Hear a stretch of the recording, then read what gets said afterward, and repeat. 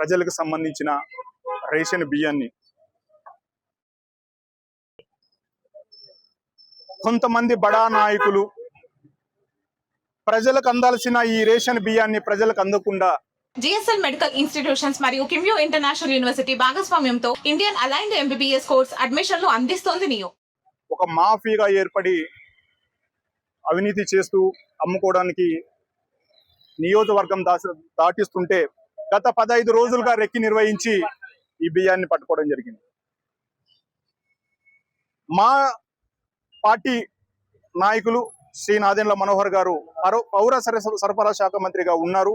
ఆయన శాఖలో నిరంతరం రాత్రనక పగలనకుండా ఆయన శాఖలో అవినీతి జరగకూడదు, ప్రజలకు అందాల్సిన బియ్యాన్ని ప్రజలకే అందాలి, ప్రజలు ఏ రోజు వచ్చినా వాళ్ళకి బియ్యం లేదు అని చెప్పకూడదు, వాళ్ళకి ఇవ్వాల్సిందిగా శ్రీ నాదెండ్ల మనోహర్ గారు చెప్తుంటే రేషన్ డీలర్లు మాత్రము 1వ తారీఖు నుంచి 5వ తారీఖు వరకు మాత్రమే వేసి తర్వాత ప్రజలకి బియ్యం లేవు అని చెప్పడం జరుగుతుంది. దాంట్లో భాగంగానే ఆ రేషన్ బియ్యము ఈ విధంగా తప్పుదారు బట్టి ఒక మాఫియాగా ఏర్పడి ఇది తీసుకెళ్ళిపోవడం జరిగింది. ఈరోజు నేను ఎర్రకోట దగ్గర ఇది పట్టుకోవడం జరిగింది. ఒకటే మాట, ఎవరైతే దీనికి సంబంధించిన శాఖలకు సంబంధించిన ఆఫీసర్స్ ఉన్నారో ఇంత అవినీతి జరుగుతుంటే ఏం చేస్తున్నారు సార్?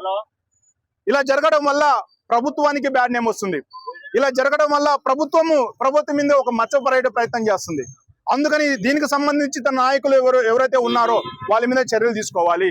అలాగే దీనికి సంబంధించిన రేషన్ పౌర సరఫరా శాఖ సంబంధించిన ఎవరైతే ఆఫీసర్స్ ఉన్నారో వాళ్ళందరూ కూడా దీని మీద చర్యలు తీసుకోవాల్సిందిగా కోరుకుంటున్నాను. నేను భయపడే ప్రసక్తే లేదు, అక్కడ అటుపక్క ఎవరున్నా భయపడే ప్రసక్తే లేదు.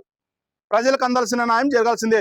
మా నాదెండ్ల మనోహర్ సార్ శాఖలో అవినీతి జరగడానికి వీలు లేదు. పర్సన్తో సహా పేరుతో సహా బయట పెట్టద్దు. మీతోనే మన పత్రికా విలేకరులతో అందరితో కూర్చొని చెప్తాను.